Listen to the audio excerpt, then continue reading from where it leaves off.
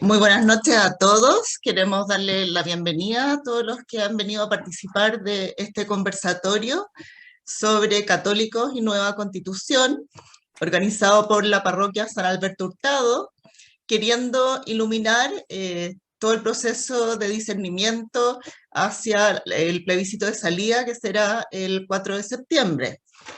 Y queriendo aportar con toda la sabiduría de estos tres abogados constitucionalistas que nos acompañan, que nos darán ciertas luces para poder hacer un discernimiento adecuado para el plebiscito de salida. Para iniciar esta actividad queremos partir haciendo oración, y para ello los invito a ponernos en presencia del Señor, en el nombre del Padre, del Hijo, del Espíritu Santo. Amén. Padre nuestro, acudimos a ti con la confianza que tuvieron nuestros padres de la patria. Tú conoces y amas a Chile.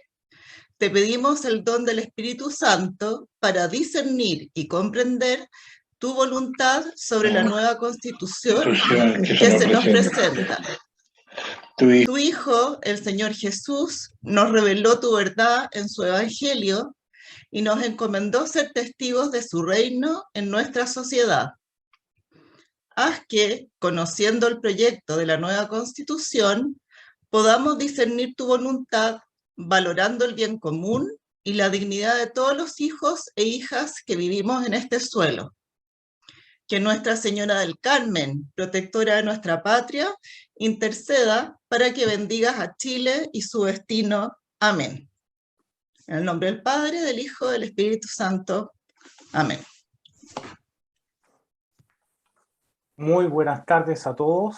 Para la parroquia San Alberto Hurtado es un placer tener esta actividad en que tenemos tres grandes panelistas, y estamos hoy día con la presencia, yo diría, más allá que unos abogados expertos en derecho constitucional, a tres hombres de iglesia que de la mirada de un católico nos quieren iluminar en el discernimiento que tenemos que hacer como católicos durante estos días. Contamos hoy día con Álvaro Ferrer, que es abogado, magíster en Derecho, profesor de la Facultad de Derecho Universidad Católica y director ejecutivo de la Corporación Comunidad y Justicia.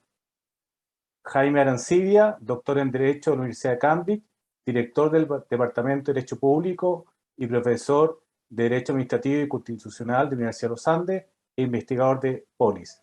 Asimismo, contamos con Alejandro Romero, abogado de la Universidad de Valparaíso, doctor de la Universidad de Navarra, tiene la cátedra en Derecho Procesal y Teología y ha sido decano en la Facultad de Derecho de la Universidad de los Andes.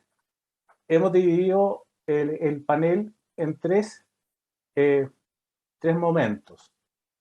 El primero será sobre contexto constitucional y magisterio social de la Iglesia. El segundo, vida y libertad religiosa en el proyecto de la Convención Constitucional, dado por Álvaro Ferrer. Y el tercero, plurinacionalidad y cristianismo, que el tema lo tocará Alejandro Romero. Partimos con el primer punto, contexto constitucional y magisterio social de la Iglesia, con Jaime Arancibia. Recordar que todas las preguntas, por favor, ya sea plataforma YouTube o Zoom, sean hechas por el chat. Después de las presentaciones, los coordinadores haremos preguntas a los panelistas y vamos desarrollando esta actividad. Así que, por favor, Jaime, adelante. Muy bien, muchas gracias por la invitación. Encantado de estar participando en esta actividad de la parroquia Alberto Hurtado. Y agradecería a Ricardo, si es posible, para comenzar, tener la habilitación para poder compartir pantalla y así ir facilitando también la lectura de... ¿Está lista? Perfecto. Contar con ello. Lo mismo con Álvaro y con Alejandro lo estoy haciendo. Muy bien.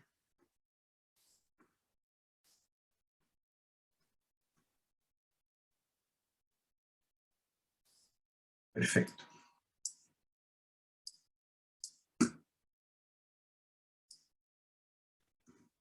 Vamos a ubicarnos acá. Entonces, bueno, brevemente quisiera exponer el contexto cristiano de un análisis constitucional, y está sonando aquí bastante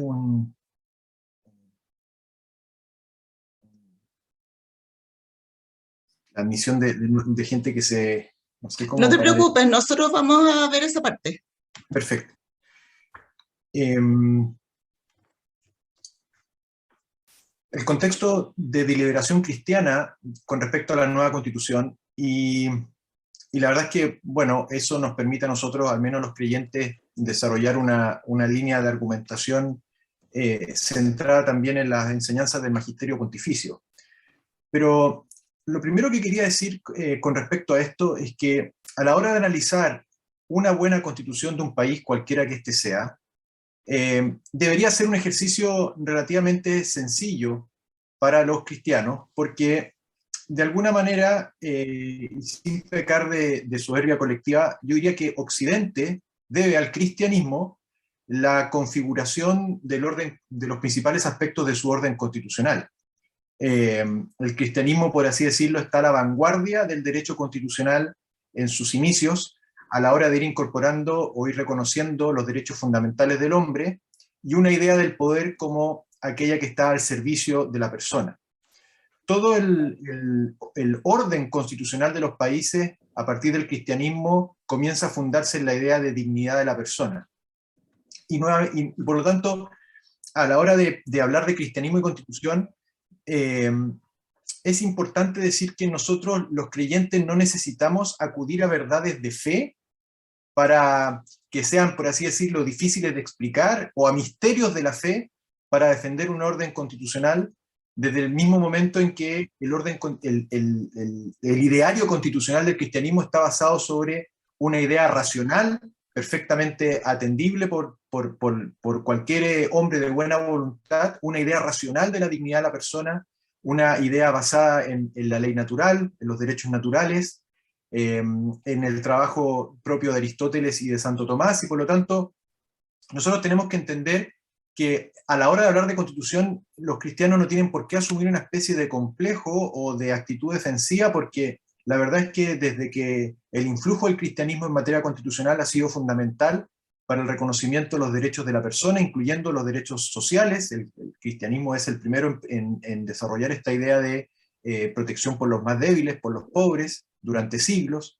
Así que, bueno, en el fondo un análisis constitucional implica analizar una constitución a la luz de lo que es el magisterio social de la Iglesia como pionero en el desarrollo de ideas constitucionales actualmente presentes en Occidente.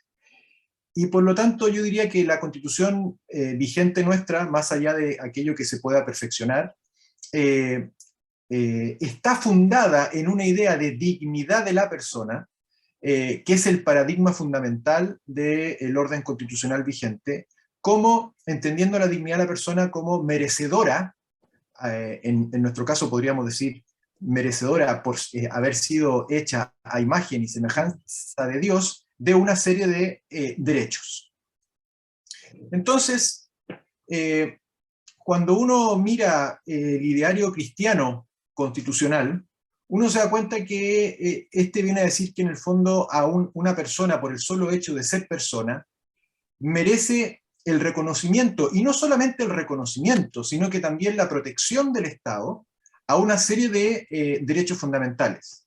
El derecho de nacer, el derecho de vivir, el derecho de una persona, y lo voy a centrar, no lo voy a hablar tanto en términos abstractos, sino que pensemos en cualquier persona que nace en esta tierra. Derecho a nacer, derecho a ser educada por sus padres, el derecho de las personas inalienable de contribuir al bien común con su talento, con su creatividad, el derecho de poder cumplir con su naturaleza, con su vocación. Aquí el concepto cristiano de participación en el bien común va mucho más allá que estar votando o participando en instancias estatales decisionales. También hay que hacerlo, es un deber ciudadano, pero la verdad es que la participación de una persona en sociedad implica también contribuir con su propio talento y con su propia creatividad en ese bien común, que además es una expresión de la dignidad del hombre. El hombre es digno cuando se le permite manifestarse del modo que le corresponda a su propio querer. El derecho a asociarse eficazmente para contribuir al bien común. Aquí también podríamos hablar del derecho a desarrollar una naturaleza y vocación grupal, la libertad para enseñar, la igualdad, la intrínseca igualdad de la que el cristianismo es una de las primeras manifestaciones, ¿no? Pensemos en San Pablo, no hay hombre, mujer, esclavo, o sea, no esclavo, bueno, esas todas distinciones que finalmente termina siendo da lo mismo el color de la piel, etc. Somos todos hijos de Dios, iguales hijos de Dios, ¿no? Y que a lo largo de su historia el cristianismo se ha procurado defender también en ese sentido. El derecho a la propiedad como garante de las libertades, el derecho a la honra, el derecho a la objeción de conciencia en caso de que se pretenda, sobre todo, pedirle a alguien que comete un acto injusto, también para resistir una injusticia, pero sobre todo para obligar a alguien a cometer un acto injusto, como manifestación de la libertad religiosa, la gratuidad de su fe, no tenemos por qué pagar para poder vivir nuestra fe del modo como merece ser vivida, y como les decía también, derechos sociales, ¿ya? Y uno podría decir que todas estas ideas forman parte del ideario cristiano de naturaleza constitucional, ¿ya?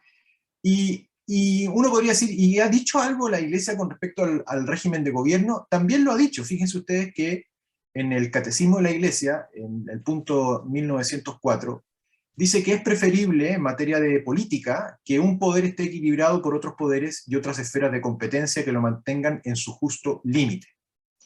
Este es el principio del Estado de Derecho en el cual es soberana la ley y no la voluntad arbitraria de los hombres. Bien. Entonces, como tenemos que exponer esto en breves minutos, habiendo hecho un barniz de los aspectos más importantes del ideario cristiano para un discernimiento constitucional, desde luego uno dice, o podemos sostener, que la mayoría de estos derechos y de estos elementos están presentes en la Constitución vigente, ¿ya? Así como están presentes también en muchas otras constituciones del mundo. Y eso nos obliga naturalmente a revisar o hacer discernimiento con respecto a aquellos aspectos de este ideario cristiano que a lo mejor se mantienen o cambian o mejoran en el texto de la texto o propuesta constitucional de la Convención. Y la verdad es que vamos a ver primero que yo diría que sobre todo lo que se puede decir que se mantiene en cierto modo es la protección de los derechos sociales, pero luego en aquellos aspectos más importantes del ideario cristiano, yo diría que el proyecto de constitución retrocede. Retrocede por la vía de no reconocer o simplemente guardar silencio respecto de algo que antes existía, o retrocede derechamente siendo expresamente un retroceso porque se altera o cambia lo que estaba previsto en la Constitución. Y aquí uno también se da cuenta que en el fondo hay detrás de todos estos elementos que vamos a enumerar, hay un cambio de paradigma con respecto a la idea de dignidad del hombre también. O sea, bajo un concepto de dignidad también, yo no diría que la Convención no pretende proteger la dignidad del hombre, pero radica la dignidad del hombre en una serie de elementos de dignidad que en realidad son distintos al concepto de dignidad del hombre que alberga el ideario cristiano, ¿ya? Y que, como insisto, no está basado en verdades de fe, sino que está basado simplemente en ideas racionales, aunque los creyentes podemos decir que, así como cuando en el plano personal, apartarnos de Cristo por nuestro pecado original, supone alejarnos de la idea más perfecta de lo que podemos ser cada uno de nosotros, en el plano social también una sociedad que se aleja de ese modelo de hombre puede también terminar en malos resultados, ¿no? Como dice el Salmo, el camino del impío termina mal, y un poco también lo que dice Dostoyevsky, que en el fondo cada vez que la mente se aleja de un modelo de hombre perfecto como el que plantea el cristianismo, puede haber riesgo de que derive en cualquier cosa, ¿ya? Pero insisto en que no necesitamos la fe para poder defender estas verdades, porque son verdades racionales que contribuyen al perfeccionamiento del hombre, y ya lo decía el ideal aristotélico, ¿no? 5 siglos antes de Cristo. ¿Y por qué lo digo? Porque en el fondo el derecho a nacer y la ley protege la vida del que está por nacer, aunque ya entiendo que se extenderá más sobre este punto Álvaro, cambia por el derecho al aborto libre. El derecho, antes el aborto con 3 causales era un delito que no se penaba en ciertos casos, ahora pasa a ser un derecho. ¿Ya? Desaparece o no se reconoce el derecho a ser educado por los padres, y no solo eso, sino que además la educación permite tiene el deber, el sistema de educación, de enseñar incluso en contra de la voluntad de los padres, si se trata de padres cristianos, porque obliga a enseñar enfoque de género, sujeta de alguna manera el reconocimiento y apoyo a los establecimientos de educación al enfoque de género. Se ve fuertemente afectada la posibilidad de contribuir al bien común con su talento y creatividad, poder cumplir con su naturaleza y vocación, un poco lo que yo les decía, el concepto cristiano de participación. ¿Por qué? Porque hay una idea de subsidiar, fomentar y financiar únicamente instituciones del Estado, y por lo tanto desaparecen o se ven seriamente mermados los subsidios a instituciones privadas que cumplan fines de bien común, sobre todo aquellas de carácter religioso, pero yo diría que en general.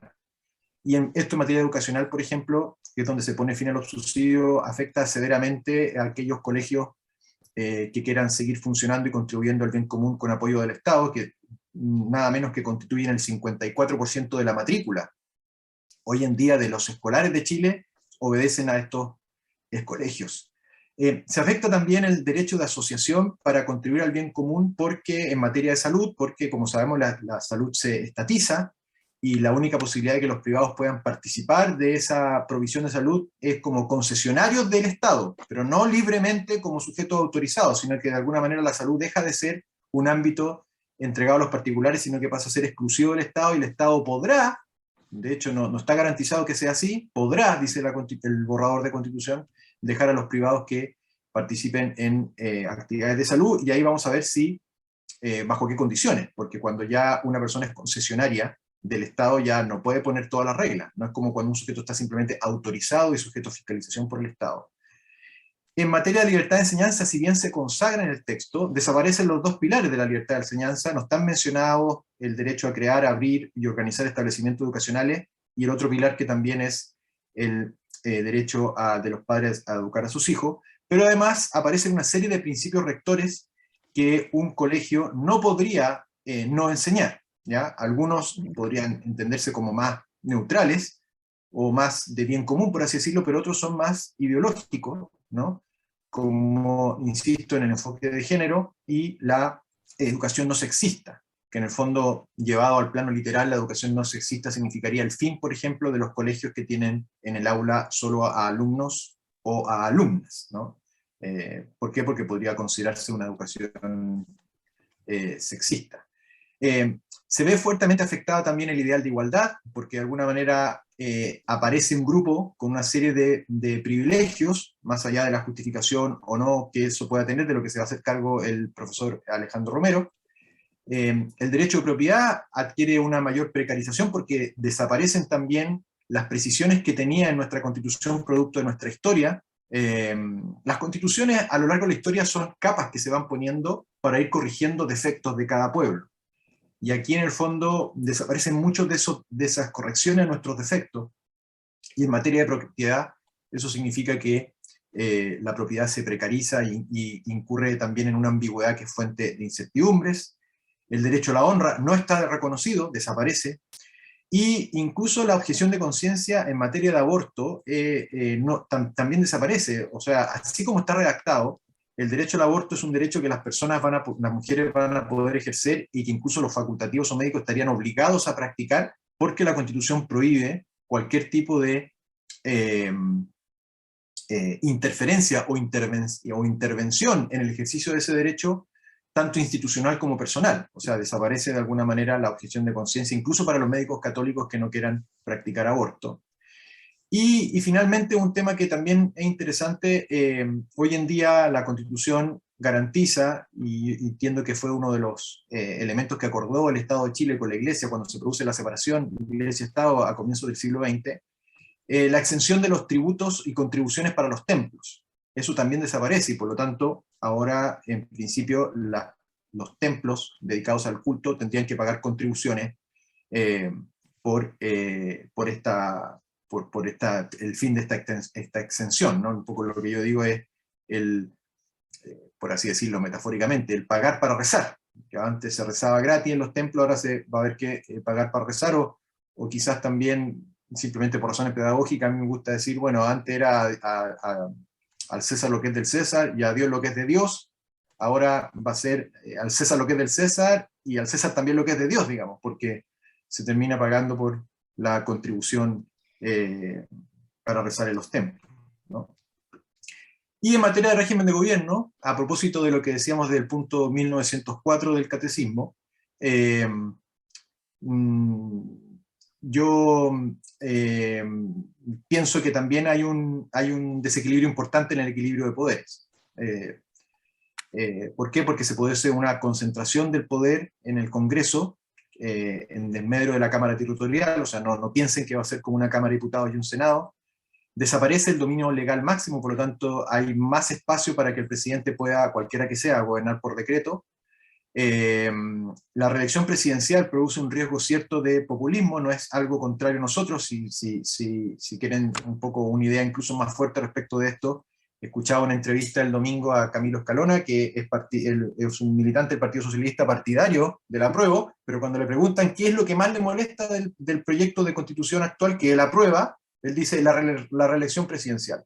Eso es nefasto, dice, porque en el fondo aumenta el riesgo de populismo. Y finalmente también el riesgo de demagogia aumenta porque desaparece una vieja aspiración de todos los presidentes del siglo XX, que era que solo los presidentes pudiesen tener iniciativa legal para iniciar proyectos de ley o tramitar proyectos de ley que impliquen gasto, y no entregarle esa iniciativa a los parlamentarios porque aumenta el riesgo de demagogia, sobre todo en épocas de reelección, ¿ya?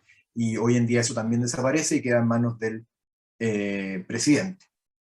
Entonces, sobre esa base, para ir cerrando, a mí me parece que si bien uno podría considerar que el actual texto propuesto por la Convención podría significar un cierto avance en materia de reconocimiento de derechos sociales o de protección de la naturaleza, según lo que podemos deducir de la encíclica Laudato Si del Papa Francisco, la verdad es que el retroceso que se produce en torno al ideario cristiano en una serie de aspectos fundamentales hace pensar de que a la luz, al menos de lo que podría interesar al ideario cristiano, no queda más atrás de lo que podría estar ahora. Y con eso no quisiera decir que la constitución nuestra es perfecta, porque efectivamente no hay constitución perfecta y admite una serie de mejoras o de perfeccionamiento, pero ciertamente hay un retroceso importante, creo yo, al menos lo que una persona creyente debería estimar, ¿no? Y eso es lo que he procurado reducir en estas palabras. Ahora, es muy fácil caer en la desesperanza o en la negatividad con respecto a este retroceso si es que se termina por concretar. Y yo aquí, aunque no quisiera invadir el ámbito propio de lo que podría decirnos un sacerdote en la homilía del domingo, sí quisiera decir que en el fondo hay que, si queremos ser cristianos en sentido pleno, el cristiano en sentido pleno se dedica a enseñar, a rezar, que es un poco lo que vemos que hemos hecho, a estar confiados y estar muy abandonados a la providencia, pero sin perder la alegría y la esperanza, por una sencilla razón. Y es que la Iglesia se hace heredera de la enseñanza aristotélica y tomista de que en realidad la verdadera felicidad del hombre radica en el ejercicio de la virtud, en la vida virtuosa. Por lo tanto, nosotros no necesitamos una constitución A, B o C para ser felices. Podríamos los cristianos ser felices incluso con la peor de las constituciones, y vaya que sí lo fueron aquellos que murieron bajo las manos de los emperadores precristianos de Roma, incluso con una sonrisa en la boca.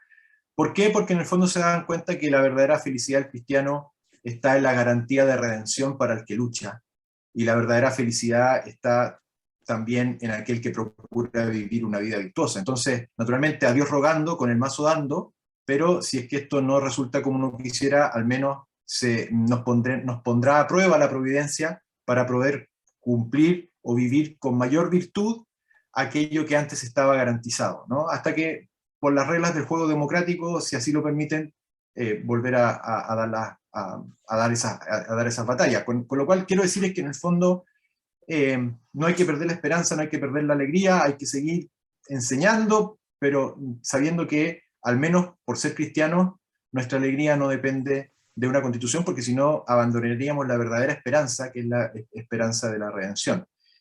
A mí me gusta hablar un poco aquí del Job constitucional, por si alguno no me ha oído, ¿no? Job, y uno podría aplicar a la Constitución lo mismo, ¿no? Job, Dios me la dio, Dios me la quitó, bendito sea Dios. Esperemos que no sea así, pero naturalmente hay que tratar de cultivar la necesidad de defender los ideales cristianos con alegría, con buen humor y con mucha esperanza, con mucha esperanza. Eso sería. Muchas gracias por la invitación. Gracias, Jaime. Mientras tú nos dejas de presentar pantalla, le pedimos a Álvaro, por favor, que sí, continúe con la presentación sobre vida y libertad religiosa en el proyecto de la Convención Constitucional. Adelante, Álvaro. Bien, muchas gracias.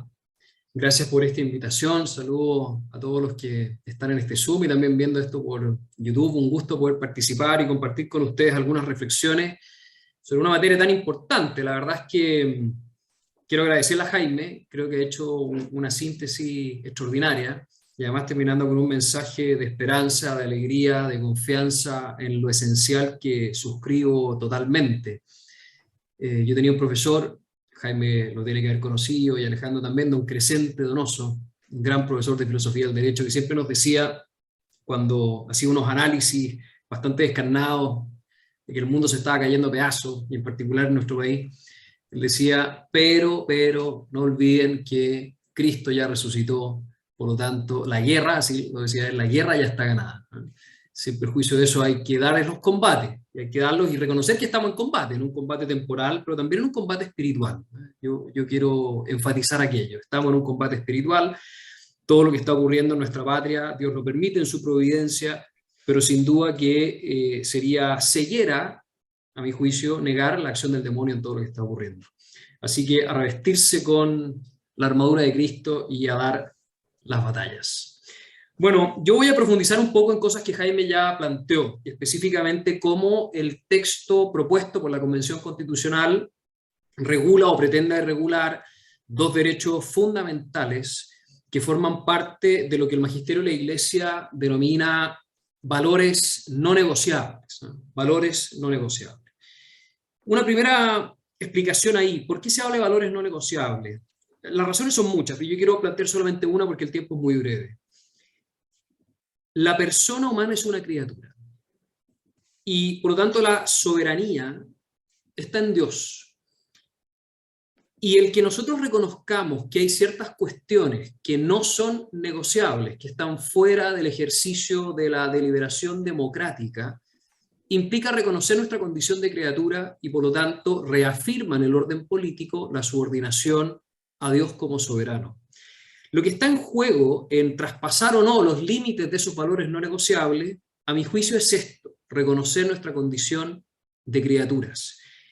Y cuando se traspasan esos límites, lo que está ocurriendo en la práctica, por cierto que yo no imputo esto a nadie personalmente, singularmente en el orden subjetivo, no tengo cómo hacerlo, pero mirándolo desde fuera, lo que está ocurriendo es que se está imponiendo un modo de ordenar la vida en común, la vida política, prescindiendo de Dios, reduciendo a Dios a la irrelevancia, que no es muy distinto de lo que ocurrió en el paraíso, ¿cierto?, original, porque la tentación consistió en eso, ¿cierto?, en pisar el palito, puesto que se nos propuso ser como dioses, creer que nosotros somos los que mandamos cuando en realidad no somos los que mandamos. Entonces hay bienes que son no negociables y que son los que garantizan el piso mínimo de una convivencia, de un orden político justo, en que se reconoce a todas las personas como sujetos de igual dignidad. Entre aquellos bienes no negociables está el derecho a la vida y la libertad religiosa. Y a eso me quiero abocar enseguida. Digamos algo entonces sobre el derecho a la vida. El derecho a la vida está reconocido en el texto, se habla del derecho a la vida, pero sin embargo se reconocen expresamente el derecho al aborto, como decía Jaime, y agregó otro, que es el derecho a la muerte digna, el gran problema de la eutanasia. Me atrevo a decir que en el reconocimiento que hace este texto de los llamados derechos sexuales y reproductivos también están implícitos, no explícitos, pero está implícito, otras tantas prácticas que atentan contra el derecho a la vida y que refieren al inicio de la vida, como las técnicas de fertilización asistida, la criogenización de embriones y otras más, pero que no son nombradas expresamente. Entonces, digamos en primer lugar, ¿qué es lo que establece el texto propuesto por la Convención en materia de aborto? Y dice así, leo: toda persona es titular de derechos sexuales y reproductivos. Estos comprenden, entre otros, el derecho a decidir en forma libre, autónoma e informada sobre el propio cuerpo, sobre el ejercicio de la sexualidad, la reproducción, el placer y la anticoncepción. Aquí un paréntesis, primera constitución en el mundo que habla del placer, lo cual revela mucho del enfoque hedonista que hay detrás de esto. Continúa, dice: el Estado garantiza su ejercicio sin discriminación, con enfoque de género, inclusión y pertinencia cultural, así como el acceso a la información, educación, salud y a los servicios y prestaciones requeridos para ello, asegurando, y aquí viene, a todas las mujeres y personas con capacidad de gestar. Las personas con capacidad de gestar son las mujeres transexuales que se identifican como hombres, las condiciones para un embarazo, una interrupción voluntaria del embarazo, un parto y una maternidad voluntarios y protegidos. Asimismo, garantiza su ejercicio libre de violencias y de interferencias por parte de terceros, ya sean individuos o instituciones. La ley regulará el ejercicio de estos derechos. En simple, ¿qué significa esto? Ya lo decía Jaime, se consagra el aborto libre. Esto, tal como decía Jaime, es una innovación, podríamos incluso decir un retroceso respecto a la regulación que establece la ley de aborto en 3 causales, en que el aborto sigue siendo delito, el aborto directo, provocado, malicioso, sigue siendo delito en Chile, y no es penado por la ley, aunque yo creo que es legitimado, puesto que hay toda una prestación de salud pública, en 3 causales o en 3 casos específicos. Ya no hay más causales, ya no hay más plazos, sencillamente se garantiza el derecho a la interrupción voluntaria del embarazo, sin intervención de terceros, sean individuos o instituciones. Por lo tanto, también lo adelantaba Jaime, no se contempla la posibilidad de la objeción de conciencia, que sí está prevista en la ley de aborto actual. Y no se permite la objeción de conciencia ni personal a los individuos, ni tampoco a las instituciones. Por lo tanto, no es solo el derecho de ese médico católico, cristiano, o da lo mismo su denominación religiosa, que no quiere participar en un procedimiento abortivo, sino que las instituciones, cuyo ideario también es contrario a esta práctica, instituciones de salud, como podría ser el Hospital de San Bernardo, o la Clínica de la Universidad de los Andes, o la Clínica de la Universidad Católica, también se ven limitadas en su derecho a objetar y no participar en estas prácticas.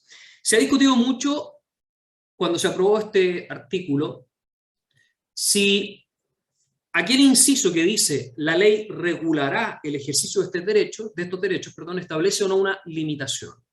Personalmente pienso que no establece una limitación. Por de pronto, el tenor literal, el verbo, ¿cierto? Se habla de regular.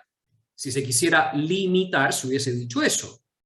Hay que tener presente que todas las propuestas de normas constitucionales, las que venían por iniciativas populares, como también algunas que presentaron diversos constituyentes que buscaban precisamente limitar expresamente el ejercicio de estos derechos, fueron todas rechazadas, sin excepción, todas. Por lo tanto, no se ve en esa voluntad mayoritaria que aprobó el texto una voluntad o una intención de limitar. También hay que tener presente que el texto propuesto por la Convención consagra, y aquí no quiero entrar en mucho detalle, el principio de no regresión en la protección de los derechos fundamentales. Esto implica que si se garantiza un derecho fundamental, las regulaciones legales posteriores no pueden retroceder en la protección de esos derechos fundamentales. Y si el aborto libre, así consagrado, es un derecho fundamental, y lo es en la propuesta, Luego, una ley posterior que busque limitar su ejercicio, sea por plazos, por causales, por lo que sea, iría contra este principio de no regresión. Por lo tanto, podría ser esa eventual ley que busque limitarlo declarada como inconstitucional. Evidentemente estamos frente a una vulneración directa del derecho a la vida y asimismo del derecho de libertad de conciencia, puesto que no se garantiza, como ya les decía, la objeción de conciencia. Pasemos rápidamente a decir algo sobre eutanasia. Dice el texto: toda persona tiene derecho a una muerte digna. La Constitución asegura el derecho a las personas a tomar decisiones libres e informadas sobre sus cuidados y tratamientos al final de la vida. El Estado garantiza el acceso a los cuidados paliativos. Dejo hasta ahí la cita. ¿Qué significa? Claro, no habla de eutanasia, pero, por favor, en esto no hay que ser inocentes. El eufemismo que siempre se ha usado, siempre, para hablar de eutanasia, de hecho es el tenor literal, etimológico de la palabra eutanatos, muerte digna, muerte dulce, es precisamente ese. Cada vez que se ha hablado de muerte digna, siempre se ha hablado de eutanasia. De hecho, de nuevo, todas las iniciativas de normas constitucionales, tanto populares como de los convencionales, que buscaban precisar el alcance de este concepto de muerte digna, de tal manera que no pudiese interpretarse como eutanasia, fueron rechazadas.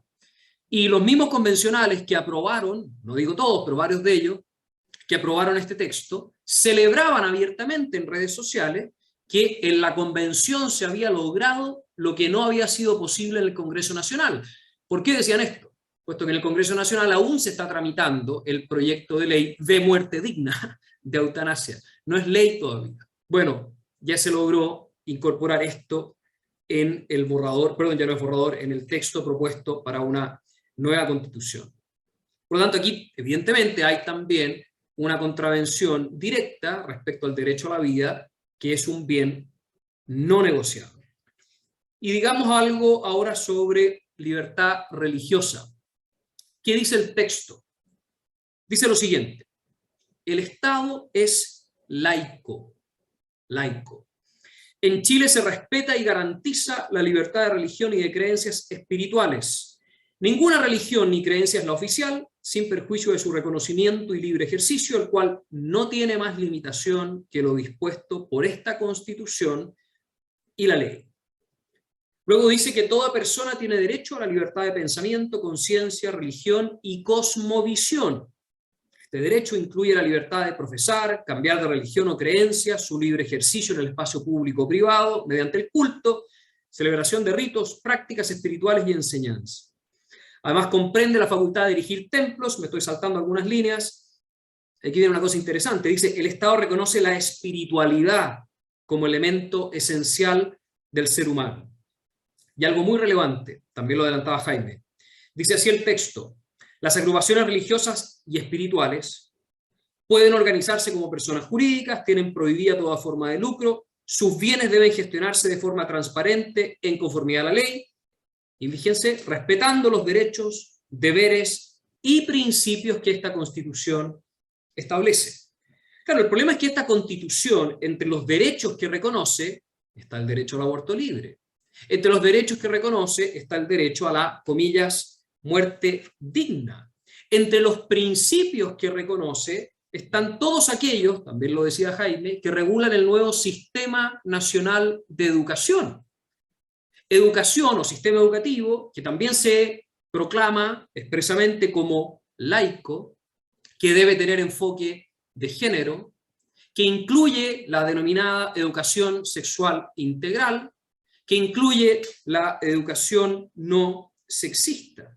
Entonces, claro, si esos son los principios garantizados por la Constitución y la libertad religiosa de conciencia debe subordinarse a esos principios, bueno, 2 más 2 son 4. Uno se pregunta de qué manera va a ser en la realidad posible invocar la libertad religiosa y la libertad de conciencia cuando una persona o una institución, conforme a sus convicciones religiosas o morales, no esté de acuerdo con esos principios. Sencillamente el conflicto es inevitable. Por lo tanto, me parece que la regulación de la libertad religiosa que se propone en este texto viene, comillas, con letra chica, y hay que saber leer esa letra chica.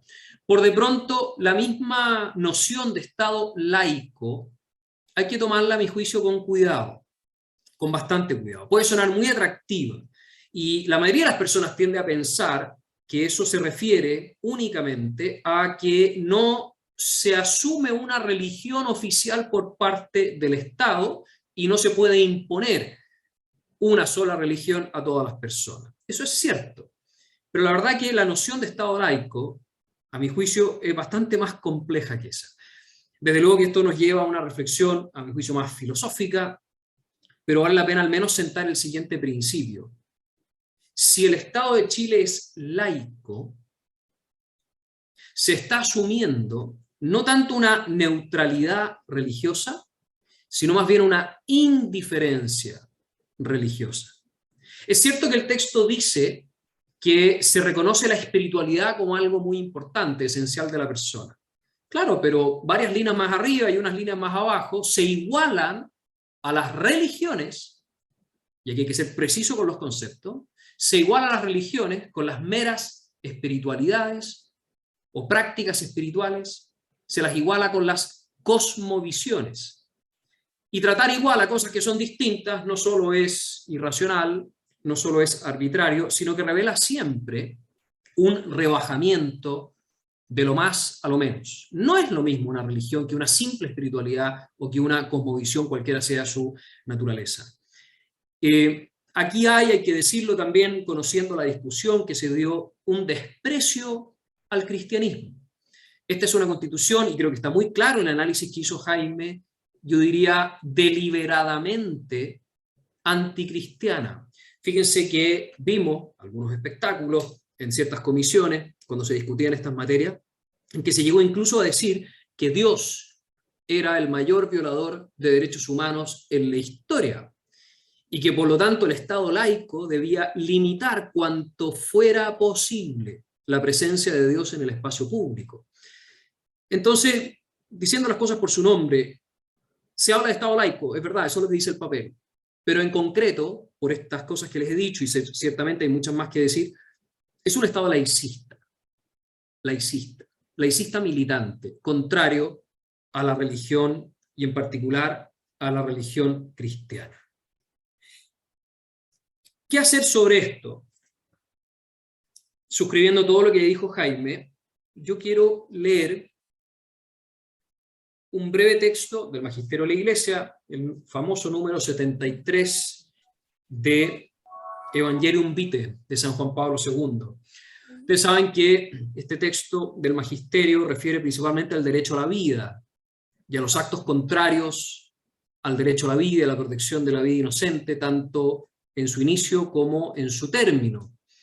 Ahí el Papa desarrolla el concepto de la cultura de la muerte y las estructuras de pecado. Lo que dice, si bien refiere a las leyes que son contrarias al derecho a la vida, ciertamente que por analogía podemos hacerlas extensivas también a aquellas otras leyes o propuestas legales que resultan contrarias a otros bienes no negociables como la libertad religiosa.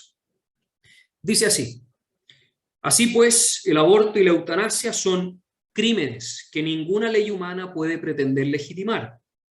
Leyes de este tipo no solo no crean ninguna obligación de conciencia, sino que por el contrario establecen una grave y precisa obligación de oponerse a ellas mediante la objeción de conciencia.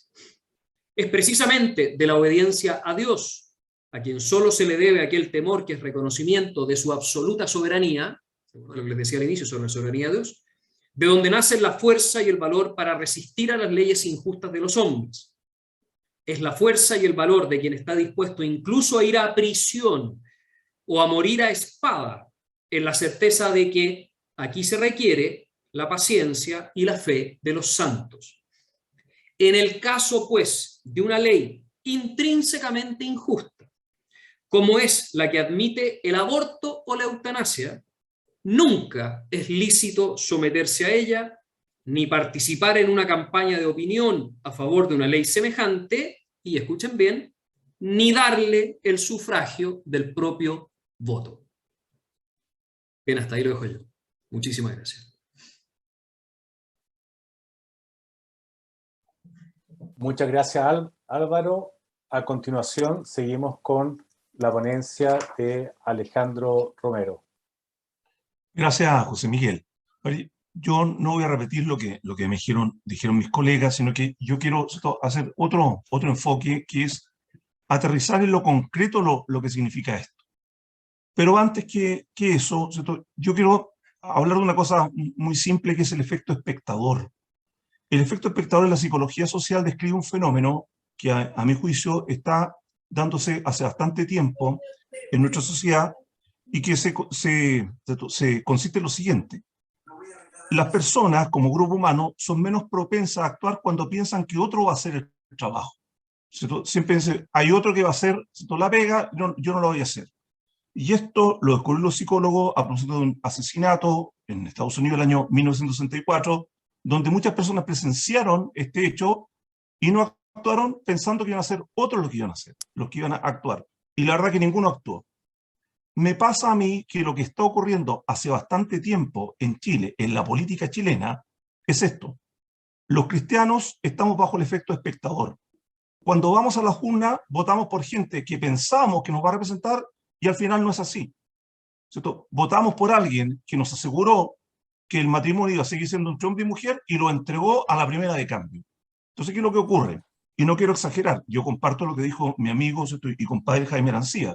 Efectivamente, los cristianos tenemos que tener mucha esperanza en esto. Pero eso no significa caer en el inmovilismo, y yo me temo que esa es la posición que tenemos. Lo digo con toda sinceridad, ¿cierto?, y sin exagerar. No conozco ningún minuto en la historia de Chile en que el cristianismo estuviese en el peligro que se encuentra hoy día. Así de claro. ¿Qué ocurre? Esta constitución es fundamentalmente anticristiana. ¿Y por qué digo esto? Porque a la hora de hablar del cristianismo, nosotros sabemos con toda claridad que es la religión de la libertad, la religión que ha permitido desarrollar las grandes obras del espíritu. El desarrollo de la ciencia se debe al cristianismo porque los cristianos somos libres. Sin embargo, tenemos un núcleo duro, moral, que respetar. Tenemos mucha libertad. De hecho, podríamos estar discutiendo hoy día si cambiamos el régimen de gobierno. Alguien podría haber propuesto pasar a la monarquía y podríamos estar discutiendo hoy día república o monarquía. Así de lícito sería la discusión constitucional. Podríamos perfectamente haber derivado a una monarquía, pero no es el caso. Sin embargo, ¿cierto?, dentro de muchas cuestiones que son opinables, y yo no voy a negar que efectivamente esta constitución tiene cosas que pueden ser muy interesantes, existe un núcleo duro de cuestiones que no se pueden transar, y es ahí donde el voto cristiano tiene que ser consecuente. ¿Qué ha ocurrido? El mal ejemplo de muchos políticos que con la boca se dicen cristianos han confundido a muchas personas, y especialmente a la gente joven. ¿Qué es lo que ocurre con la votación del 4 de septiembre? Es una votación de carácter moral, porque tenemos que elegir respecto de si hay bien común o no hay bien común en esta Constitución. ¿Qué puede ocurrir? Podría ocurrir una ilusión óptica consistente en lo siguiente: que cada uno se deje llevar por alguna cuestión que le parezca interesante, ¿cierto?, especialmente la gente joven. ¿Quién va a discutir que son interesantes las reglas de carácter ecológico que tiene la Constitución? ¿Quién va a discutir, ¿cierto?, incluso el derecho al ocio como garantía constitucional? Y así podríamos enumerar varias cosas que a más de alguno le puede parecer interesante. Pero el problema, a mi juicio, a la hora de elegir, está en que yo no puedo elegir de manera parcial, ¿cierto? Tengo que hacer un discernimiento de carácter ético, y me parece a mí que en este sentido esta Constitución contiene elementos que un cristiano bien formado no puede aprobar. ¿Y por qué no puede aprobar? Porque está articulada sobre la base, ¿cierto?, de una concepción de los derechos humanos donde no se respeta la dignidad de la persona.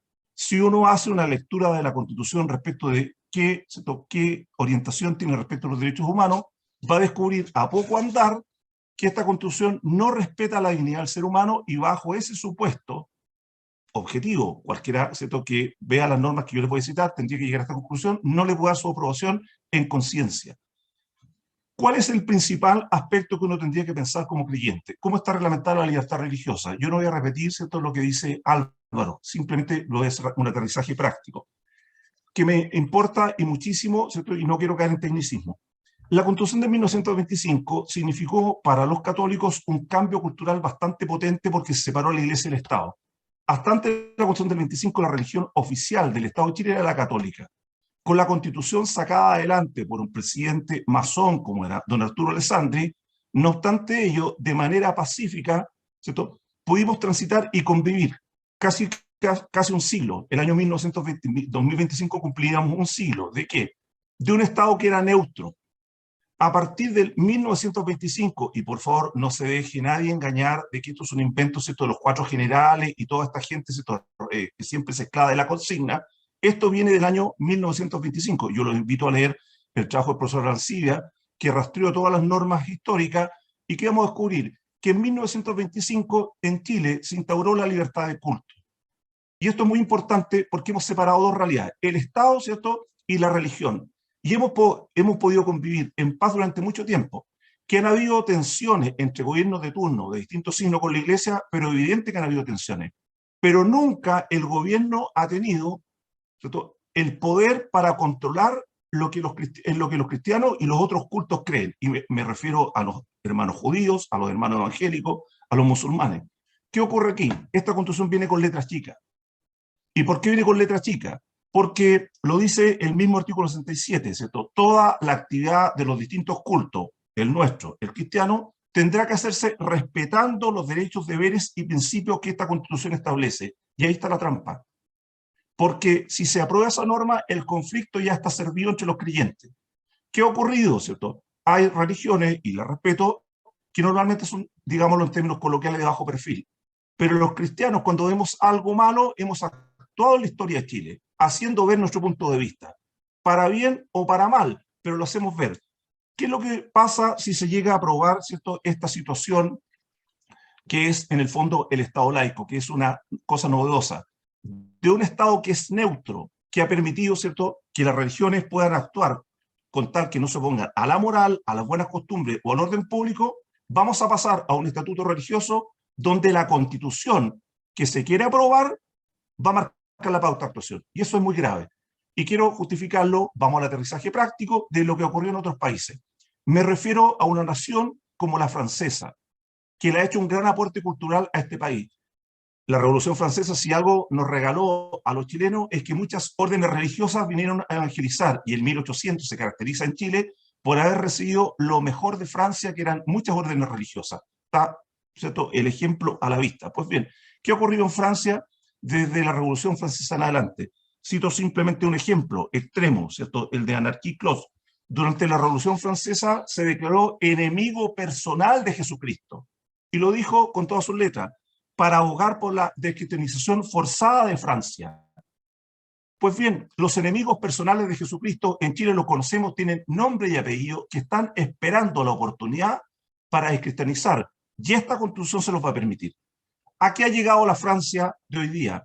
A cosas tan patéticas como la siguiente, y esto ocurrió hace muy poco tiempo. Me refiero al caso de Mathieu Faucher, profesor agnóstico francés que detectó el siguiente déficit cultural en sus alumnos. Se dio cuenta que sus alumnos, colegiales franceses, no conocían a la persona de Jesucristo y no sabían por qué no se trabajaba en Pascua. ¿Qué hizo este profesor francés? Agnóstico. Para suplir ese defecto cultural trajo la Biblia. ¿Qué ocurrió? Lo denunciaron por proselitismo, lo suspendieron y lo multaron a un profesor agnóstico francés. Ese es el Estado laico. Es un Estado completamente intolerante. Yo diría que hay que ser muy torpe para darle cierto pie a que gente que quiere actuar de esa forma nos haga, ¿cierto?, la gracia de empezar a perseguir a colegios con ideario, a universidades con ideario. Sería, ¿cierto?, en términos futbolísticos, un autogol imperdonable, digamos.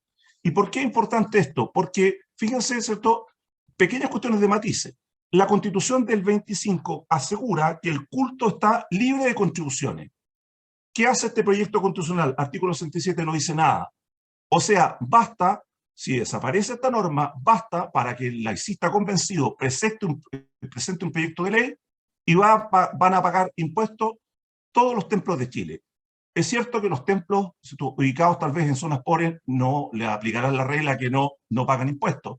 Pero ¿cuánto sería, cierto, en cualquier, perdón, la parroquia San Alberto Hurtado, ubicada en la zona, ¿cierto?, en una zona urbanística de excelencia en nuestra ciudad? ¿Cuánto? Yo no quiero, ¿cierto?, esto no quiero en el fondo que nos dejemos llevar por lo económico, porque perfectamente es opinable si tenemos que pagar impuestos o no. pero la pregunta es, ¿tenemos déficit de templos en Chile? Resulta que los parroquianos de San Alberto Hurtado, en vez de poner dinero para hacer parroquia en otras partes donde no tienen, van a tener que destinar ese dinero, ¿cierto?, a pagar las contribuciones, que por cierto serían bastante caras porque esto es por metro cuadrado y ustedes lo saben mejor que yo. ¿Qué es lo que hay detrás de esta constitución? De verdad, ¿cierto?, una trampa mortal para la religión cristiana. ¿Y por qué? Porque aparece allí dos grupos que en el fondo van a ser favorecidos. Por un lado, ¿cierto?, por un lado, los pueblos originarios, a lo que me referiré más bien en las preguntas, y por otro lado, ¿cierto?, a un grupo que me parece a mí que hay que prestarle atención, que son todos aquellos que son partidarios de la ideología de género. Porque esta constitución no es neutra. ¿Qué es lo que ocurre con esto? Y yo creo que hay que saber leer el texto constitucional en ese sentido. 4 normas sobre el tema del género. 4 normas, no una, 4. ¿Y qué es lo que viene allí? Cuestiones que uno se sorprende porque ha tenido que, lo que ya tenemos algunos años, hemos tenido que ir a investigar de qué se trata esto. Se habla, por ejemplo, de cuestiones como, leo la norma, el Estado promueve una sociedad donde mujeres, hombres, diversidades y disidencias sexuales y de género participen en igualdad de condiciones. Cualquiera, ¿cierto?, cualquiera dice, pero ¿qué es esto de las disidencias sexuales? Es que no es un tema neutro, digamos. No es un tema neutro, sino que tenemos que preocuparnos de esto. ¿Y por qué tenemos que preocuparnos? Porque si hay algo que caracteriza, ¿cierto?, al mundo contemporáneo, es justamente esta ideología de género. ¿Qué hay detrás de esto? Algo que niega en lo que creen muchas personas en el planeta y de muchas religiones, que es, ¿cierto?, es un hecho, ¿cierto?, evidente, que Dios creó hombre y mujer. ¿Qué es lo que va a ocurrir aquí? A partir, ¿cierto?, de esta constitución, los que creen en esta verdad, que es una verdad, biológica, una verdad empírica, innegable, digamos, lo vamos a pasar mal. ¿Y por qué lo vamos a pasar mal? Lo vamos a pasar mal porque estamos negando algo de lo que va a ser la nueva religión oficial del Estado de Chile, que es la ideología de género. Como, ¿cierto?, esto está pensado por gente que cree en una ideología, que quiere negar lo evidente, los que se opongan a esto, que seremos los cristianos, lo vamos a pasar bastante mal, y eso, ¿cierto?, no se puede aceptar. ¿Y por qué no se puede aceptar? No se puede aceptar porque sería darle autorización a una construcción de carácter antropológico que tenemos que defender, y hasta el minuto nunca hemos tenido un problema jurídico en Chile, salvo, ¿cierto?, estos atisbos que están ocurriendo hace bastante tiempo por gente completamente ideologizada en esta materia, que viene a negar esta verdad evidente. ¿Qué significa esto? Un cambio radical en el concepto de familia. Un cambio radical en el concepto de familia. ¿Hacia dónde apunta esto? Apunta a una cosa, ¿cierto?, que puede ser bastante preocupante, y con esto quiero terminar. Esta no es una ideología neutra, la de género. Para nada, digamos. ¿Qué significa en la práctica? Significa, ¿cierto?, que el que niegue a esta ideología, la de género, lo va a pasar mal. Voy al caso español. Hoy día, en España, que es una, ¿cierto?, sociedad parecida a la nuestra, que nos llevan ventaja, ¿cierto?, en este tipo de materia, lamentablemente, ¿cierto?, ha ido avanzando la ideología de género, y se ha dado el siguiente problema. En los ayuntamientos donde gobiernan gente con la misma ideología de los convencionales, que aprueban estas normas, están poniendo en práctica la ideología de género con, por ejemplo, con la siguiente política. Se ha dictado un manual que se llama Rebeldes de Género en Acción, de la teoría a la práctica. ¿Cuáles son? Y dice, ¿cierto?, los objetivos pedagógicos de esta regla son las siguientes: despertar la curiosidad sexual, facilitar la reflexión en torno a lo sexual, ¿cierto?, sacar de allí, ¿cierto?, sacar o despertar a los adolescentes y jóvenes, ¿cierto?, en su identidad sexual. Los padres católicos que se han opuesto a esto han tenido que ir a tribunales. ¿Y qué es lo problemático para nosotros?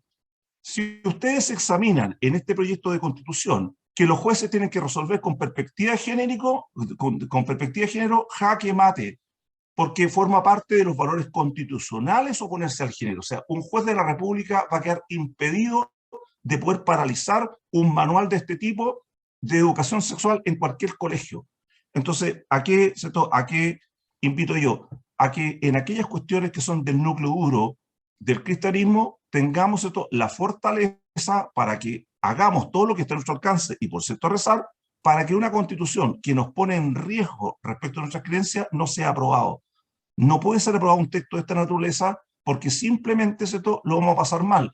Es cierto que a lo mejor Dios quiere y lo permite, pero tenemos 2 meses para que esta cuestión por lo menos la hagamos ver respecto de aquellas cosas que van contra lo que nosotros creemos, que es la creación de orden mujer. Para los cristianos la sexualidad es un don, no una opción.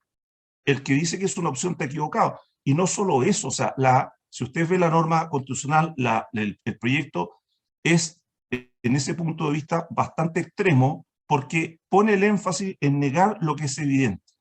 Pues bien, ¿cierto? ¿Qué significa esto? Yo no me voy a referir a las otras cosas que son opinables, sino que quiero decir que aquí, ¿cierto?, hay que preocuparse del núcleo duro de los cristianos. Es cierto, ¿cierto?, que durante nuestros 2000 años de historia, en alguna época lo hemos pasado bastante mal, pero otra cosa es que esto nos pase por el efecto espectador.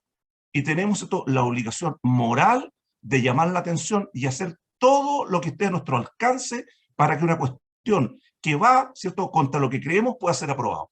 ¿Y qué es lo que ha ocurrido? Simplemente, ¿cierto?, pensamos que otro está haciendo el trabajo y la verdad que no es así, así que yo quiero agradecer esta invitación y dar la posibilidad, ¿cierto?, de que usted pueda hacer las preguntas para efecto de que tomemos colectivamente conciencia que se nos viene una época difícil como cristianos si se llega a aprobar este texto constitucional porque está diseñado por esto. Y con esto termino. No es ocioso mirar el número de componentes de personas que aprobaron estas normas.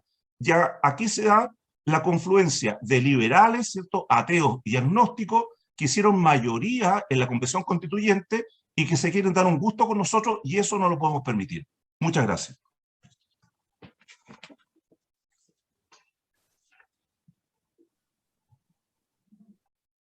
Muchas gracias, Alejandro. Claudia, si activas tu micrófono. Muchas gracias por las presentaciones, muy claros, la verdad que nos han dado hartas luces, como para tomar un papel activo, así como nos invitaba el último expositor. Dentro de las preguntas, ustedes han ido respondiendo bastante de las preguntas que han salido, pero como para profundizar, una de las preguntas dice, ¿qué diferencia hay entre la legislación que permite el aborto hoy y el texto que se está promoviendo? Y de aprobarse el aborto en esta Constitución, nunca más habría posibilidad de volver hacia atrás, que fue algo de lo que mencionaron ustedes. Yo quiero responder con un dato que es importante a propósito de discernir sobre el tema del aborto. Con la ley aprobada en 2017, llevamos 2.634 abortos practicados en Chile. 2.634 abortos. Aprobar esta constitución significaría ampliar esta cifra. Los norteamericanos, que con su sentencia de 1973 en adelante permitieron, ¿cierto?, por vía jurisprudencial en los distintos estados, y acaban de revertir su decisión, permitieron el aborto por razón de privacidad, tienen a su cuesta 60 millones de muertos. 60. En la guerra civil norteamericana se estima, en la cifra mayor, es que murieron 130.000. Ni en Vietnam, ni en la guerra civil norteamericana murió tanta gente como en los 50 años de Roe versus Wade, 50 millones de muertos.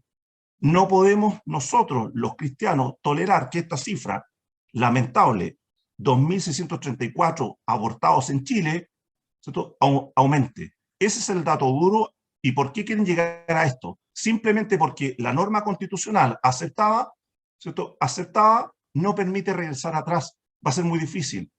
Muy difícil. Por eso es que creo que la elección del 4 de septiembre es un plebiscito de carácter moral. No podemos construir al mal. Es construir al mal, a mi juicio, aprobar una norma que va a permitir el aborto. Piensen ustedes, y aquí les doy la cifra. Por riesgo vital han muerto 813 niños. Por inviabilidad del feto, 1.305. Por violación, 516. Y uno se pregunta, ¿y dónde están las políticas públicas para hacer medicina intrauterina? ¿Dónde están los proyectos de ley, ¿cierto?, para hacer medicina intrauterina? 1.305 niños muertos de esta manera. ¿Qué va a ocurrir aquí? Simplemente los que quieren hacer la industria del aborto van a tener la vía libre para hacerlo. Y eso no es admisible desde el punto de vista ético. Esa es la respuesta. No es No se puede retroceder. Por favor, vean con atención las próximas elecciones norteamericanas. Tanto la comisionada de Derechos Humanos, la señora Bachelet, como el presidente Biden, después del fallo norteamericano, que dijeron, es un retroceso los derechos humanos. Para un cristiano nunca va a ser un tema de derechos humanos el aborto, nunca. Entonces, no se puede aceptar algo que es malo. Muchas gracias, Alejandro. Otra consulta que ustedes han tocado, pero se la hago una pregunta abierta a cualquiera de los tres panelistas, Álvaro, Jaime o Alejandro. El Papa Benedicto señaló algunas materias que son intransables para un católico, por ejemplo, la defensa de la vida inocente, de la familia monógama e indisoluble, la libertad de religión y de conciencia, entre otras. Considerando el texto como está escrito, ¿están en juego estas materias? ¿Podría un católico, y esto es una pregunta bien directa, ¿podría un católico votar legítimamente a favor de esta propuesta? A ver, yo creo que ya está todo casi dicho, ¿cierto? Cada uno de estos valores no negociables, y aquí hemos hablado de manera algo más específica del derecho a la vida y la libertad religiosa, pero habría que decir lo mismo respecto al derecho preferente de los padres a educar a los hijos, la primacía de la persona humana, la recta comprensión del bien común. Una cosa que es bien interesante, esta constitución o propuesta está llena de derechos, los famosos derechos sociales, el Estado social de derecho, etc. No habla de los pobres. La palabra pobres no existe en esta constitución. En fin, sí, los bienes no negociables no solo se ven amenazados, se ven atropellados con esta propuesta. Creo que Alejandro ha sido muy claro. El texto que yo compartí con ustedes de Evangelium Vitae creo que también es muy claro, y quisiera agregar al respecto una consideración. Estamos frente a una propuesta de ley injusta, intrínsecamente injusta. Y la doctrina, Jaime citaba a Santo Tomás de Aquino, efectivamente Santo Tomás de Aquino enseña que la ley injusta no es ley. La ley injusta es capricho, es fuerza, y jamás obliga, nunca obliga en conciencia. Ahora, es cierto que a veces, en determinadas circunstancias, no en virtud de una ley injusta, sino de, reitero, circunstancias extrínsecas, puede existir el deber moral de tolerar una ley injusta para evitar males mayores. Eso, a mi juicio, no se cumple en este caso. El principio de tolerancia, que tiene una serie de requisitos, no se cumple en este caso. Más bien, a mi juicio, lo que se configura frente a una ley intrínsecamente injusta como esta es el deber de resistencia. Y hay muchas maneras en que se puede ejercer el deber de resistencia, pero tenemos todos, quedan 2 meses, como decía Alejandro, el deber de colaborar a la resistencia activa de esta posible ley, y desde luego que en el plebiscito del 4 de septiembre todos tenemos el lápiz en nuestra mano para poder, y lo digo con todas sus letras, rechazar y oponernos a una ley injusta como esta. Es una obligación moral, no es una cuestión de fe, estrictamente hablando. La fe ilumina esto y nos da razones adicionales, pero es una razón estrictamente moral. La doctrina de la oposición, resistencia a la ley injusta, es de derecho natural. No se requiere la fe para entenderla.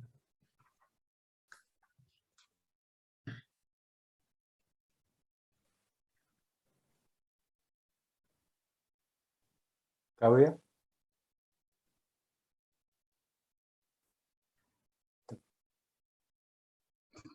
Respecto también lo que plantearon ustedes con respecto a la educación, los colegios particulares católicos actualmente, ¿no es cierto?, tienen su propio proyecto educativo. Pensando en esta nueva constitución, ¿qué riesgo enfrentan los colegios católicos particulares subvencionados y pagados con esta nueva constitución? A ver, es que yo quiero, ¿cierto?, referirme a lo siguiente. No, lo católico es ser universal. Nuestros niños y adolescentes, estudien en colegio católico o no católico, están en riesgo, ¿cierto?, de recibir y de ser inoculados con el peor veneno, que es el veneno de la corrupción, ¿cierto? Si hay algo que nosotros no podemos hacer, ¿cierto?, es permitir que se corrompan niños y adolescentes. No tenemos que salir de la cultura del gueto, pensar que porque tenemos colegios católicos que vamos a estar protegidos. No, señores, si eso nos rige. La verdad que nuestra invitación, porque somos católicos, es a lo universal. Lo que es malo para nosotros también es malo para el resto. Entonces, no podemos permitir, ¿cierto?, ni siquiera pensar que vamos a tener una suerte como de gueto que nos van a tocar. Es que nos tiene que conmover que corrompan a la juventud chilena completa. Y yo los invito, ¿cierto?, a algo bien concreto. Si ustedes examinan algunas páginas web de los que han llevado adelante toda la agenda de género, ¿cierto?, que son todos los movimientos LGTB en Chile, si ustedes examinan hoy día sus páginas web, se van a encontrar con una cuestión que es sorprendente, que es la propuesta de planes educativos para sensibilizar en la sexualidad a los jóvenes. O sea, están esperando la Constitución para ir al día siguiente a imponer a cualquier colegio, católico o no católico, su visión errada de la sexualidad. Y eso no se puede permitir. Entonces yo te respondo de esa forma. O sea, tenemos que, ¿cierto?, de verdad es una cruzada de carácter amplio. Nosotros no podemos tolerar que corrompan a ningún joven chileno de ninguna forma. Estudien colegio católico o no católico. Gracias, Alejandro. Una pregunta, tal vez para Jaime, no sé si fue el que habló algo de esto. Sí, adelante. Por favor, adelante. Quería complementar un poco la respuesta en relación con los colegios. Les copié ahí en el chat cuáles son los principios obligatorios para toda institución educacional. En el borrador de la Constitución dice, la educación se regirá, esto no admite excepción, ni público, ni privado, ni estatal, o sea, todos. Se regirá por los principios de cooperación, no discriminación, inclusión, justicia, participación, solidaridad, interculturalidad, enfoque de género, pluralismo y los demás consagrados en esta Constitución. Tendrá un carácter no sexista y se desarrollará de forma contextualizada considerando la pertinencia territorial, cultural y lingüística. ¿Ya? Y ahí están dos de los principios que mencionaba Alejandro y que sobre todo en el caso del enfoque de género y de la educación no sexista, que puede afectar especialmente a los colegios con ideario católico. Y luego, también haciéndome cargo un poco de lo que dice Alejandro, normalmente la gente lee el texto, los que lo leen, pero hay una norma transitoria que es bien importante para estos efectos, que es que la disposición segunda transitoria dice que, voy a copiarla también, en el chat común, dice lo siguiente, dice, a partir de la publicación de la Constitución, los jefes de servicio de los órganos de Estado deberán adaptar su normativa interna con conformidad al principio de supremacía constitucional. ¿Y qué significa eso? Que hay ciertos aspectos del proyecto de Constitución que van a requerir una ley para ser implementados, pero hay otros que no requieren ley y que se van a empezar a aplicar el día mismo en que la Constitución empiece a regir. Y por lo tanto, a partir de esta norma, que obliga a los jefes de servicio a adaptar sus poderes y normativa interna a la nueva Constitución, perfectamente podría ocurrir que no se requiere una ley para exigirle a los colegios que asuman todos estos requerimientos de los principios de educación al día siguiente. No se requiere una ley para que los colegios queden obligados a incorporar estos principios en su enseñanza. Perfectamente al día siguiente usted podría tener a alguien de la Superintendencia de Educación diciendo, bueno, ¿cómo está enseñando enfoque de género? ¿Cómo está enseñando? ¿De qué modo usted está abordando el requisito de educación no sexista? Entonces también hay que pensar que hay una serie de aspectos de la Constitución que por aplicación del principio de supremacía constitucional y de aplicabilidad directa del texto, no va a ser necesario esperar una ley para que rija el mismo día. Gracias, Jaime. Y en otro ámbito, una consulta que nos ha llegado. ¿Es verdad que esta Constitución permitiría la entronización de un líder populista y autoritario que vulnera la libertad de las personas en aspectos básicos para la convivencia democrática?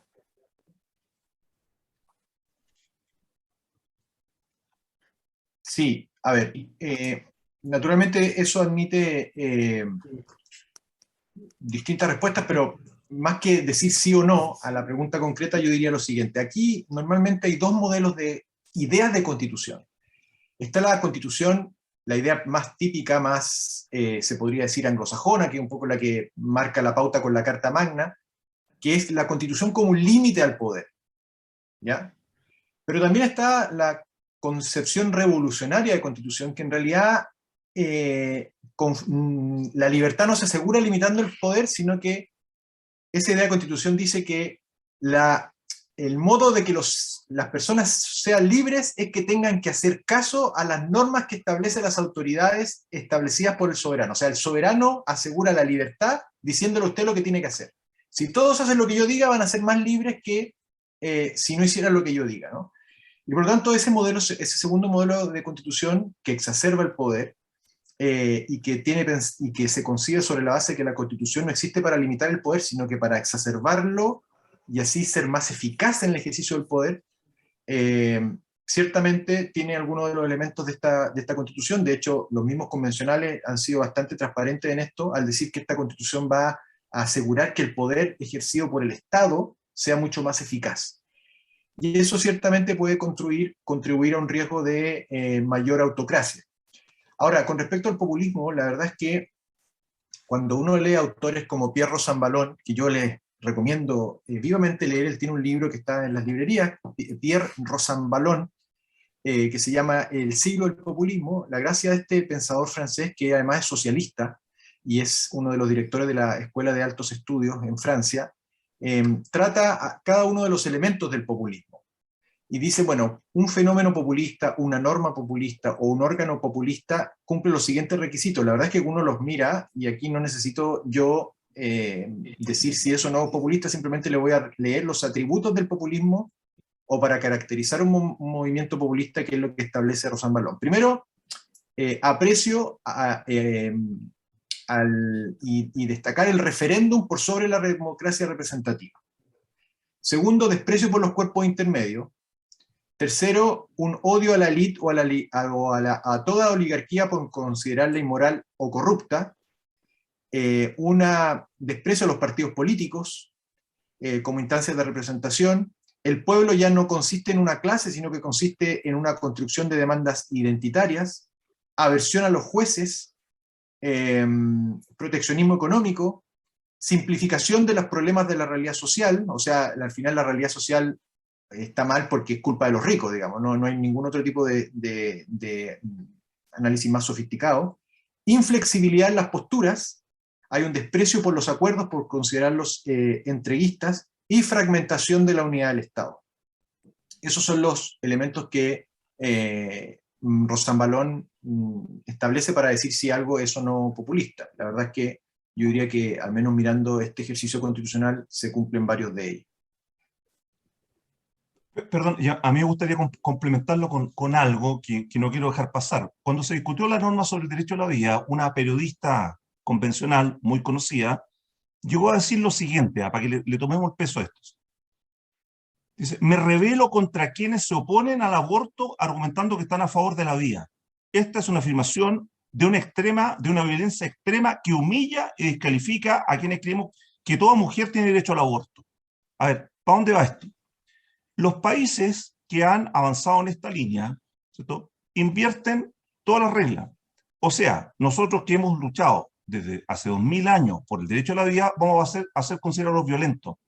Vamos a ser considerados nosotros, ¿cierto?, como la gente que practica la violencia. ¿Y a qué lleva esto? Los españoles hoy día están discutiendo en el Senado, porque ya lo aprobó, ¿cierto?, su Cámara de Diputados, su Asamblea, una reforma al Código Penal donde se tipifica como delito a quien coarte o hostigue la libertad de una mujer que pretende ejercer su derecho a la interrupción voluntaria del embarazo. Ahora hablemos en concreto. Las asociaciones pro vida dejarían de existir. ¿Y por qué? Porque estarían coaccionándose o tratando de interferir en la mujer. Lo que decía Álvaro, no hay objeción de conciencia ni de personas naturales ni de instituciones. Cualquier organismo pro vida quedaría proscrito y que cometeríamos delito. O sea, si fuésemos nosotros a ponernos de rodillas a rezar para que no se cometa ese vil crimen afuera de una clínica abortiva, con este tipo de normas penales seríamos sancionados. A ver, si de verdad estamos enfrentando frente a gente que ve el mundo al revés, completamente distinto a los cristianos, si nosotros tenemos una obligación, que la estamos cumpliendo, ¿cierto?, y muy bien, desde 2000 años, de que la gente descubra dónde está el bien. No podemos invertir, ¿cierto?, lo que es malo y lo que es bueno es bueno. ¿Cómo vamos a permitir, ¿cierto?, que seamos malos y no somos solo los cristianos? Hay mucha gente que se la juega por la causa de la vida y a veces sin tener fe. Pero hacia allá va eso. O sea, esta gente nos considera a nosotros unos verdaderos orangutanes, una suerte de asesinos colectivos simplemente porque no queremos que maten a un inocente. y se podría llegar a situaciones extremas como las que les estoy diciendo. Entonces, la concepción del poder es muy importante porque esta Constitución viene justamente a dar la vuelta en aquellas cosas que son núcleo intransable de nuestra fe, como defender al inocente. ¿Cómo vamos a permitir que miembros de la familia humana maten a otros miembros de la familia humana? Si ese es el problema de fondo. Muchas gracias. La última pregunta, por tema de tiempo, es que varios plantean que se ha postulado como una posible alternativa en las campañas publicitarias el aprobar para reformar. Y la pregunta es si es realmente posible hacerle cambios posteriores a la Constitución si es aprobada. Jaime. Me parece a mí, brevemente, las personas que crean que con la aprobación de la Constitución obtuvieron su estatuto, entendamos los pueblos indígenas, ¿cierto?, la comunidad LGTB, ¿quién le va a quitar después, comillas, los derechos que ya reconocieron? Ahí van a aparecer nuevamente los que vienen transando lo que les ponen por delante y nos van a dejar nuevamente, como lo vienen haciendo hace bastante tiempo, en la indefensión. Para mí, y una respuesta seguramente opinable, yo no lo veo viable eso. O sea, esta Constitución es mala y es mala. Yo no puedo estar aceptando algo para después cambiar sobre qué base. Yo eso me cuesta entenderlo. Entrando quizá a un punto técnico, efectivamente se puede reformar, pero yo creo que no existe viabilidad política ni técnica de acuerdo a los requisitos que se establecen para modificar la Constitución, que se haga esa reforma posible. Por dos razones. Primero, porque se aplicaría el principio de regresión en sentido contrario. O sea, la regresión es que dice que una vez garantizado un derecho no se puede volver atrás. Y por lo tanto, incluso podría Chile incurrir en... Yo creo que incurre actualmente el borrador en ese ilícito de dejar de reconocer derechos que antes estaban. Hoy en día Chile podría ser responsable internacionalmente ante el Pacto San José de Costa Rica, pero al mismo tiempo, respecto de otro tipo de derechos, también sería una especie de regresión, y yo creo que se usaría el discurso de la regresión para no volver atrás. Y lo segundo es que se requeriría un quórum de 2/3 y de no ser alcanzado un quórum de 4/7 para poder modificar, que yo también veo bastante inviable que se pueda cumplir para retroceder en los aspectos fundamentales de la Constitución. Y voy a agregar un último elemento. El artículo 191, inciso número 2 del borrador de Constitución dice que se requiere consentimiento del pueblo indígena para modificar cualquier derecho reconocido por esta Constitución a los pueblos indígenas. Entonces uno dice, pero ¿qué tiene que ver eso? Bueno, la verdad es que cuando uno revisa los derechos que la Constitución, el borrador, garantiza a los pueblos indígenas, derechos que califica la propia Constitución de colectivos, uno se da cuenta que prácticamente es imposible modificar cualquier cosa, incluyendo el régimen político, sin pedirle el consentimiento a los pueblos indígenas, porque de hecho el sistema político le asegura una autonomía territorial y al mismo tiempo escaño reservado. Entonces, yo hice el trabajo para facilitar un poco a los que les interese, lo estoy pegando acá en el chat también, de identificar los 21 derechos, más o menos, que la Constitución reconoce a los pueblos indígenas, y por alguna razón no logro pegarlos, pero no sé si habrá pasado algo. Acá está. Y si no, comparto pantalla, así que no logro pegar. Entonces, yo les pido que por favor revisen, porque la verdad es que, claro, como están repartidos a lo largo del texto, uno... voy a compartir pantalla mejor porque no lo logro pegar.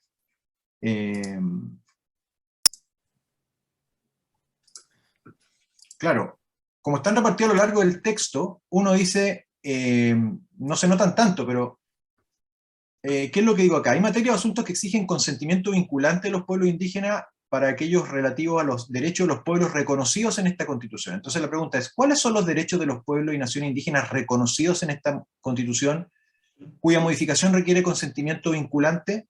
Se trata de derechos fundamentales colectivos, como dice la Constitución. El derecho a ser nación con libre determinación, autonomía y autogobierno. Eso es inmodificable, creo yo, si ganan la prueba. El derecho a la autonomía territorial indígena y a su financiamiento con fondos del erario del Estado. El derecho a reconocimiento y protección de las tierras, territorios y recursos indígenas. El derecho a tener sus propias normas, tribunales e instituciones. El derecho a tener escaños reservados en las instituciones del Estado. El derecho a superar las asimetrías en su participación en instancias de poder y de vida social. El derecho a que las lenguas indígenas sean oficiales en los territorios respectivos y promovidas por el Estado. El derecho al reconocimiento y apoyo de la agricultura indígena. El derecho a contacto y cooperación transfronteriza con otros pueblos indígenas, el derecho a establecer sus propios establecimientos educacionales, que no está reconocido para el resto de los chilenos, el derecho a sus propias medicinas y prácticas de salud, el derecho al libre intercambio de semillas tradicionales, el derecho a que los símbolos y emblemas indígenas sean reconocidos como oficiales, el derecho al uso tradicional de las aguas citadas en territorios indígenas o autonomías. Los pueblos y naciones indígenas tienen derecho a obtener la repatriación de sus objetos de cultura y restos humanos, el derecho al uso de las aguas territoriales indígenas, y a que el Estado garantice su protección, integridad y abastecimiento, el derecho de cada indígena a que su pertenencia a la nación indígena sea reconocido en los documentos de identificación. A mi juicio, aprobada la Constitución, no hay vuelta atrás con estos derechos, a menos que los pueblos indígenas consientan en lo contrario. Por lo tanto, me parece que es cierto, uno dice aprobar para reformar, pero habría que ver bien qué es lo que se puede reformar, porque yo creo que políticamente es muy inviable que algunos de los aspectos fundamentales de la Constitución sean reformados. Ricardo, déjame complementar una cosa, estoy muy de acuerdo, yo creo que es inviable el aprobar para reformar. Solo quiero dar una opinión discutible respecto a la otra alternativa que se está poniendo sobre la mesa, que es el rechazar para reformar. Y ahí todos sabemos, existen distintas iniciativas, se está discutiendo el proyecto de ley para rebajar el quórum de la actual Constitución, ¿cierto? De los 2/3 a 4/7.